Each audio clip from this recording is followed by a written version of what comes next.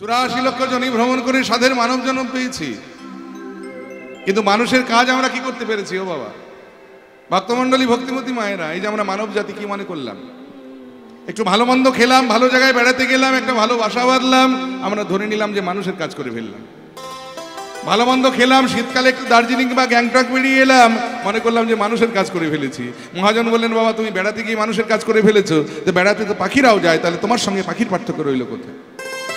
এই যে তুমি তো দার্জিলিং বেড়াতে গেছো, আর শীতকালে দেখো সাইবেরিয়া থেকে সাইবেরিয়ান পাখিগুলো ওই উড়িষ্যার জঙ্গলে বেড়াতে আসে, তাহলে তোমার সঙ্গে পাখির পার্থক্য রইল কোথায়?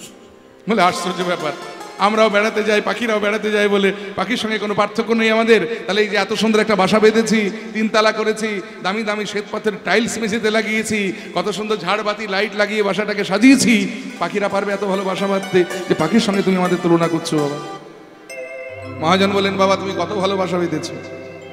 বাবুই পাখিকে দেখেছো? খড়কুটো দিয়ে দেখবে তাল গাছের ওপরে কি সুন্দর 2 তালা 3 তালা বাসা বেঁধে ফেলে। শুধু তাই নয়, মায়েরা লক্ষ্য করে দেখবেন যে সেখানে আবার জোনাকি পোকা ধরে নিয়ে গিয়ে আবার ইলেকট্রিসিটির ব্যবস্থা আছে। তাহলে মানুষের এত বুদ্ধি কোথায়? তাহলে পশু পাখির সঙ্গে মানুষের পার্থক্যটা কোথায়? বলে পার্থক্যটা একটি জায়গায়, সেটা হলো পশু পাখি তারা সারা জীবন চেষ্টা করলেও কোনোদিনও বদন ভরে হরি বলে বলতে পারবে না, কৃষ্ণ বলতে পারবে না, গৌর বলতে পারবে না। কিন্তু এই যে আমরা মানব জাতি, আমরা ইচ্ছে করলে বদন ভরে হরিবোল বলতে পারি, আমরা কৃষ্ণ বলতে পারি, আমরা গৌর বলতে পারি। তাহলে 84 লক্ষ জনি ভ্রমণ করে সাধের মানব জন্ম পেয়েছি, আর এই মানব জীবনের প্রকৃত উদ্দেশ্য হলো কৃষ্ণ ভজন। এহেন সাধের মানব জন্ম পেয়ে যদি হরি ভজন না করলাম, কৃষ্ণ ভজন না করলাম, গৌর ভজন না করলাম, তাহলে জগতে আসা যাওয়াটাই আমাদের বৃথা হয়ে গেল। তাই মানব জীবনের প্রকৃত উদ্দেশ্য হলো কৃষ্ণ ভজন। যে কৃষ্ণ ভজন করবার জন্যে কৈলাসপতি ভোলানাথ সাধের কৈলাস পরিত্যাগ করে তিনি এই মর্তধামে নেমে এসেছিলেন, মনুষ্যকুলে জন্মগ্রহণ করে অদ্বৈত রূপে তিনি আবির্ভূত হয়েছিলেন এই ধরার মাঝে। আর তিনি ওই গঙ্গার জলে তিল তুলসী তর্পণ করে তিনি ডেকে ডেকে এনেছিলেন, জয়তি জয়তি দেব বৃন্দারণ্য পুরন্দর শ্রীমন মদন গোপাল সীতানাথস্য জীবন। সেই গোলকের সিংহাসনকে নাড়িয়ে সেখান থেকে তার আরাধ্য মদন গোপালকে তিনি ডেকে নিয়ে এসেছিলেন এই ধরার বুকে। মহাপ্রভু রূপে আবির্ভূত হয়েছিলেন গোলকের নিধি আমার রাধা কৃষ্ণ মিলিত বিগ্রহ গৌর সুন্দর। যখন গৌরাঙ্গের আবির্ভাব হলো তখন অদ্বৈত প্রভুর বয়স হলো 52 বছর। এরপরে মহাপ্রভু এই ধরার বুকে 48 বছর বয়সকাল পর্যন্ত লীলা করেছিলেন। 48 বছর বয়সে মহাপ্রভু যখন তার লীলাটা সংবরণ করে নিলেন, তখন অদ্বৈত প্রভুর বয়স হলো 100 বছর। যিনি স্বয়ং ভগবানের আবির্ভাব দেখেছেন, তিনি আবার স্বয়ং ভগবানের অন্তর্ধান দেখেছেন। তারপরেও কি এই ধরার বুকে আর থাকতে ইচ্ছে হয়? তবুও মহাপ্রভুর দিয়ে যাওয়া কিছু অসম্পূর্ণ কাজ সম্পূর্ণ করবার জন্যে আরো 25টা বছর এই ধরার বুকে অদ্বৈত প্রভু ছিলেন। 125 বছর বয়সে অদ্বৈত প্রভু সেই কৈলাসপতি ভোলানাথ তিনি যখন তার লীলা সংবরণ করে পুনরায় কৈলাসে ফিরে গেলেন তো কৈলাসে, কিন্তু কৈলাসে সেই সুখ সম্পদ আর ভালো লাগছে না। বারে বারে মনে হচ্ছে আবার যদি মনুষ্যকুলে যেতে পারতাম, আবার যদি কৃষ্ণ ভজন করতে পারতাম, আবার যদি প্রাণ ভরে কৃষ্ণ বলে কাঁদতে পারতাম। তাই আজ থেকে আনুমানিক প্রায় 450 বছর পূর্বে এই পশ্চিম বাংলার অন্তর্গত মেদিনীপুর জেলার দারেন্দা বলে একটি প্রত্যন্ত গ্রাম, সেই গ্রামে কৃষ্ণ মণ্ডল নামে এক চাষার ঘরে জন্মগ্রহণ করলেন স্বয়ং কৈলাসপতি ভোলানাথ দুঃখী কৃষ্ণদাস। এই যে কৃষ্ণ মণ্ডল, ইনি পেশাতে ছিলেন চাষা, কিন্তু অন্তরটা ছিল তার ভক্তিতে পরিপূর্ণ। প্রত্যেক দিন নিজের কাজকর্ম সেরে সন্ধেবেলায় তিনি যখন ঘরে ফিরতেন, ওই হাত পা ধুয়ে ঠাকুর ঘরে সন্ধ্যা প্রদীপ জেলে নিয়ে কোনোদিন চৈতন্য মঙ্গল, কোনোদিন চৈতন্য চরিতামৃত, কোনোদিন চৈতন্য ভাগবত, কোনোদিন শ্রীমদ্ ভাগবত করে নিয়ে বসতেন। আর তখনকার দিনে নবদ্বীপ থেকে প্রচুর ভক্ত রথযাত্রা উপলক্ষে পুরী ধামে যেতেন জগন্নাথ দর্শন। দুটো কারণ, একদিকে রথ দেখা, কলা বেচা, দুটো কিরকম জগন্নাথ দর্শনও হতো, আবার মহাপ্রভুর পদাঙ্কিত ভূমি সেই নীলাচল ক্ষেত্র, যেখানে মহাপ্রভু 18 বছর বিরাজ করেছেন, সেই মহাপ্রভুর চরণাঙ্কিত নীলাচলের ভূমিতে একটু গড়াগড়ি দেওয়া হতো। আহা, তখনকার দিনে তো যাতায়াতের জন্য আর এই অত্যাধুনিক উপায় ছিল না। এখন যেমন দেখবেন বাড়ি থেকে বেরোলে টোটো আছে, অটো আছে, বাস আছে, ট্রেন আছে, পকেটে পয়সা থাকলে আবার এরোপ্লেনও আছে। কিন্তু তখনকার দিনে যাতায়াতের প্রধান ব্যবস্থা ছিল পায়ে হাঁটা পথ। আর পায়ে হাঁটা পথ মানে নবদ্বীপ থেকে যদি পায়ে হেঁটে পুরী যেতে হতো, তাহলে নবদ্বীপের পরে বর্ধমান জেলা, আর বর্ধমান জেলার পরে হুগলি জেলা, হুগলি জেলার পরে হাওড়া জেলা, হাওড়া জেলার পরে মেদিনীপুর জেলা, আর মেদিনীপুর জেলা মানে ওই দারেন্দা গ্রামের ওপর দিয়ে পুরীধামে যাওয়ার পায়ে হাঁটা পথ। সে বছর যখন অগণিত ভক্ত তারা জগন্নাথ দর্শনে পুরীধামে চলেছেন দারেন্দা গ্রামের ওপর দিয়ে, ওই কৃষ্ণমণ্ডলের এই ভক্ত প্রাণটা একটু কেঁদে উঠল। কৃষ্ণমণ্ডল মনে মনে চিন্তা করলেন, আমিও যদি একটু পুরীধামে যেতে পারতাম, আমিও যদি জগন্নাথকে দর্শন করতে পারতাম। এই কৃষ্ণমণ্ডলের স্ত্রীর নাম ছিল দুরিকা দেবী। সেই দুরিকা দেবীকে গিয়ে বলেন কৃষ্ণমণ্ডল যে, দুরিকা বড় স্বাদ জেগেছে ভক্তগণের সঙ্গে, আমিও একটু পুরীধামে যাব, যদি তুমি আমায় অনুমতি করো আমি একটু জগন্নাথ দর্শন করে আসতে পারি। তাতে রথ দেখা কলা বেচা দুটোই হবে, একদিকে জগন্নাথ দর্শন হবে, অপরদিকে তিনি তো জগতের নাথ, শুনেছি তার কাছে কিছু চাইলে তিনি নাকি কাউকে কখনো ফেরান না, আমার সংসারে তো বড্ড অভাব, জগন্নাথের কাছে চেয়ে সংসারের জন্য কিছু সুখ স্বাচ্ছন্দ্য নিয়ে আসতে পারবো। দুরিকা দেবী বললেন, স্বামী আপনি মনে মনে যদি স্থির করে থাকেন আপনি জগন্নাথ দর্শনে যাবেন, আমি আপনার সহধর্মিণী হয়ে বাধা দিতে পারি? এই দেখুন মায়েরা, 7 পাকে বাধা পড়ে অগ্নি সাক্ষী করে মালা বদল করে মন্ত্রপাঠ করে বিবাহ বন্ধনে আবদ্ধ হলে স্ত্রী হওয়া যায়, কিন্তু সহধর্মিণী হওয়া কিন্তু মুখের কথা নয়। সহধর্মিণী কাকে বলে জানেন? যে নারী তার স্বামীর ধর্মকে প্রকৃত সহায়তা করে, সেই হলো স্বামীর প্রকৃত সহধর্মিণী।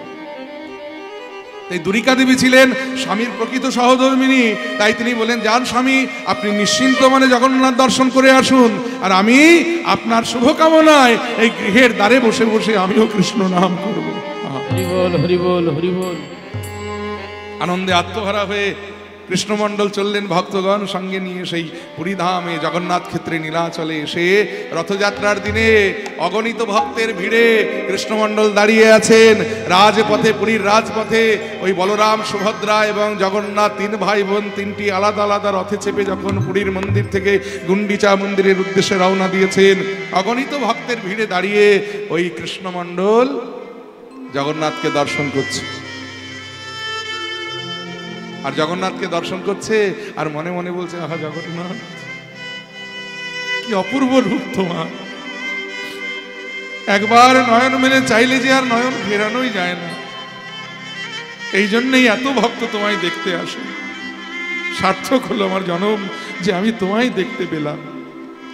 আমি যেমন তোমায় দেখতে পাচ্ছি, তেমনি লক্ষ লক্ষ ভক্তের ভিড়ে আমাকেও তুমি কিন্তু দেখতে পাচ্ছ, কারণ তুমি জগতের নাথ, আমি তো তোমার জগৎ ছাড়া কেউ নই।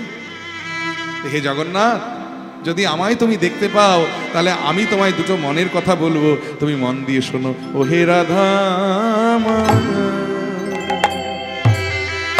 ও মাধব, হে মাধব বহুত ও মিনতি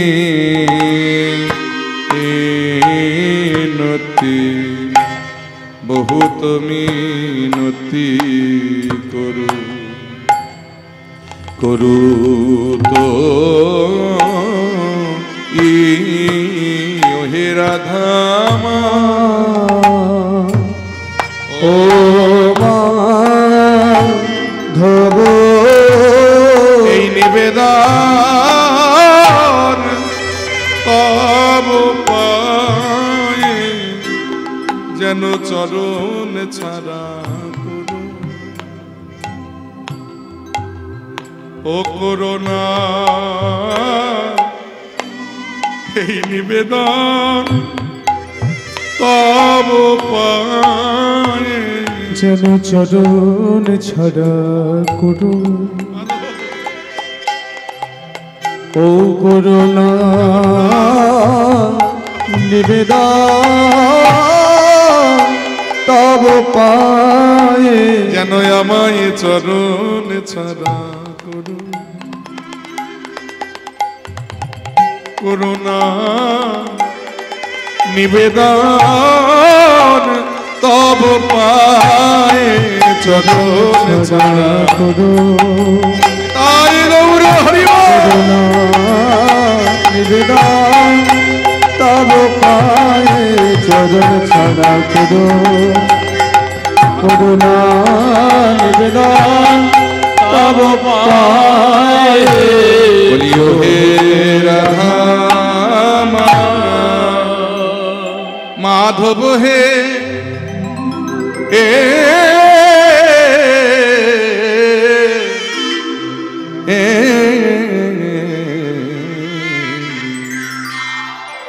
বহুত মিনতি করতই হে মাধব বহুত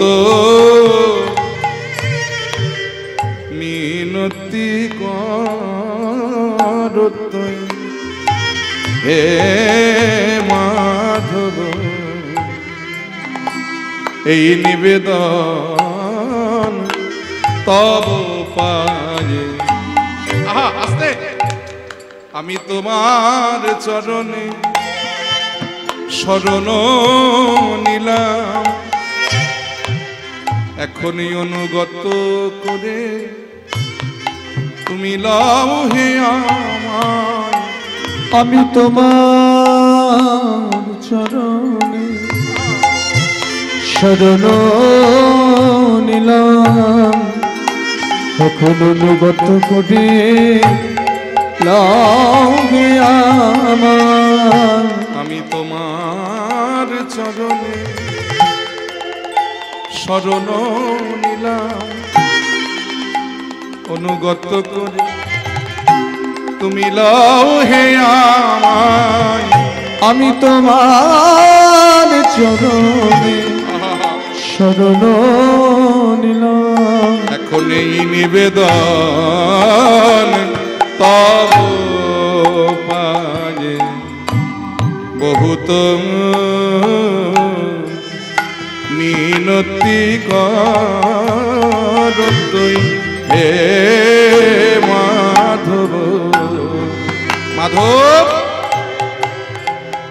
আমি দেই তুলসী তিল আমারে দেহ মন সমর পলু দেই তুলসী তিল ভক্তমণ্ডলী ভক্তিমতী মায়েরা এই দেখুন ভগবান বিক্রি হচ্ছে ভগবান বিক্রি হচ্ছে ভগবান বিক্রি হয় কোনোদিন শুনেছেন আমরা জানি ভগবানের মূর্তি বিক্রি হয় লক্ষ লক্ষ টাকা খরচা করে আমরা পাথরের মূর্তি সোনার মূর্তি রূপোর মূর্তি অষ্টধাতুর মূর্তি নিয়ে এসে আমরা মন্দিরে বসাই তো স্বয়ং ভগবান বিক্রি হয়ে যাচ্ছে এই খবর কোনোদিন শুনেছেন কোন রেডিও টিভিতে বা খবরের কাগজে কোনোদিন শুনেছেন যে ভগবান বিক্রি হচ্ছে বলে না বাবা এই খবরটা রেডিও টিভিতেও বলে না আবার খবরের কাগজেও লেখে না তবে বহুকাল পূর্বে 18 পুরাণের শ্রেষ্ঠ পুরাণ শ্রীমদ্ ভাগবত বলেছেন ভগবানও বিক্রি হন তবে ভগবানকে কিনতে গেলে লক্ষ লক্ষ টাকা লাগে না ভগবানকে কিনতে যেটা লাগে সেটা কি জানেন একটা তুলসী পাতা গঙ্গা জলে ধুইয়ে হরি বল ভগবান নিজে বলেছেন যে তুলসী দলমাত্রে ন জলেস্ব চুলকে নমা বিক্রিণীত সমুৎমানে ভক্তব্য ভক্তবৎস একটি তুলসী পাতা আর এক কণ্ডুষ গঙ্গা জল তাও যদি কোনো ভক্তের কাছে না থাকে সে যদি মন তুলসী ভক্তি চন্দন মিশিয়ে 2 ফোঁটা নয়নের জল আমার চরণে দেয় আমি সেই ভক্তের কাছে আমার আত্মাকে আমি জন্ম জন্মান্তরের জন্য বিক্রয় করে দিয়ে থাকি আমি বিক্রি হয়ে যায় তার কাছে তাই গৌর হরি ভগবান বলছে এই যে দাঁড়াও দাঁড়াও দাঁড়াও দাঁড়াও, কি বললে? আমি তোমায় দয়া করব, আমি তোমায় কৃপা করব। কেন? আমার দয়া পেতে গেলে যে যে গুণ থাকার দরকার আছে সেগুলো তোমার আছে তো। একটা কাজ করো দেখি, তুমি আমায় একবার বলো দেখি যে তোমাতে কি কি গুণ আছে, আমি একটু বিচার করে দেখি যে তুমি দয়া পাওয়ার যোগ্য কিনা। ভক্ত বলেন, প্রভু তুমি আমার গুণের কথা জিজ্ঞেস করছো, তাহলে বলি শোনো, যদি গণইতে দোষ আমার গুণ লেশ না পাবি, যদি গণিতে দোষ গুণলেশ না পাইবি, যদি গণইতে দোষ, যদি গণইতে দোষ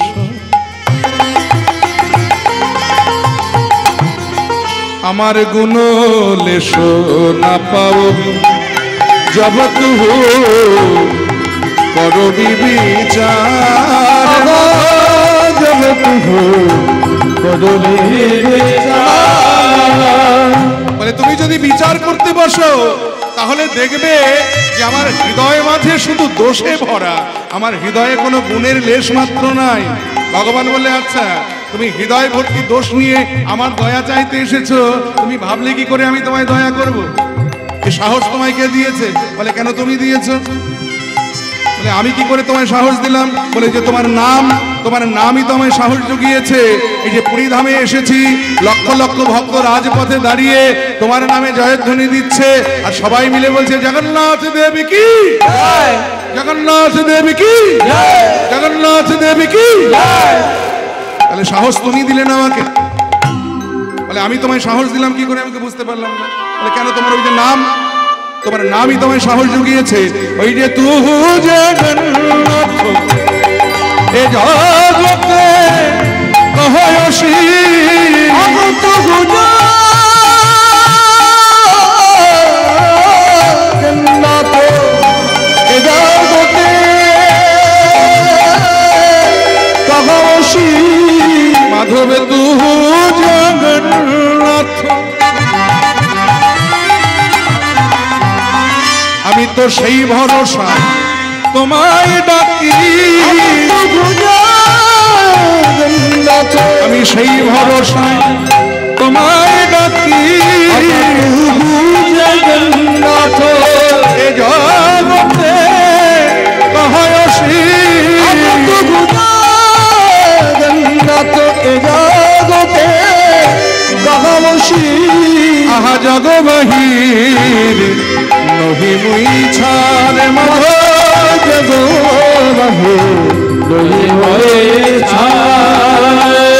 দেখেছো? এই জন্য বলে মানব জাতি, কত বুদ্ধি তোমাদের।